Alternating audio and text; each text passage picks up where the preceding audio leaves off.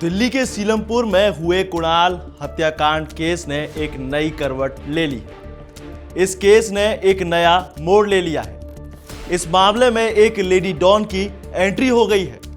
पूर्वी दिल्ली के सीलमपुर में हुए कुणाल हत्याकांड में अब तक एक नया ट्विस्ट आ गया है। इस मर्डर केस में एंट्री हुई है लेडी डॉन जिक्रा की।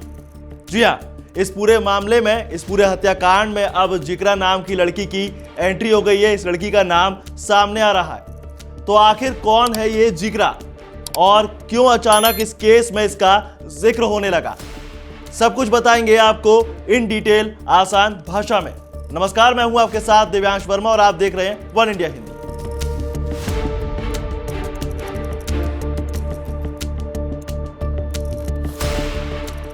दरअसल सीलमपुर इलाके में गुरुवार रात 4 से 5 लोगों ने 17 साल के नाबालिग की चाकू मारकर हत्या कर दी। मरने वाले की पहचान कुणाल के रूप में हुई है और कहा जा रहा है कि इस हत्याकांड की वजह पुरानी रंजिश है, जिसकी चलते हत्याकांड को अंजाम दिया गया है। और बस इस हत्याकांड के बाद सीलमपुर में माहौल तनावपूर्ण है। पुलिस ने मामले की संवेदनशीलता को देखते हुए इलाके में पैरामिलिट्री फोर्स तैनात कर दी है। अब सवाल यह है कि इस केस के पीछे की कहानी क्या है। तो असल में इस केस की कड़ी जुड़ती है साहिल नाम के एक शख्स से, जो कि सीलमपुर में ही रहता है। नेचर से साहिल आपराधिक प्रवृत्ति का है और बताया गया है कि लाला नाम का एक शख्स भी इसी इलाके में रहता है। और जिस लेडी डॉन का जिक्र यानी जिक्रा का नाम सामने आ रहा है, वो कोई और नहीं बल्कि साहिल की बहन है। पिछले साल साहिल का लाला के भाई सौरभ से झगड़ा हुआ था, जिसमें साहिल ने सौरभ की पिटाई कर दी थी। यह झगड़ा इतना बढ़ चुका था कि साहिल ने सौरभ का सिर रॉड से मारकर फाड़ दिया था। बताया गया कि लाला ने बदला लेने के लिए साहिल पर चाकू से वार किए थे, जिसमें साहिल घायल हो गया था। और उस वक्त मौके पर लाला के साथ कुणाल मौजूद था।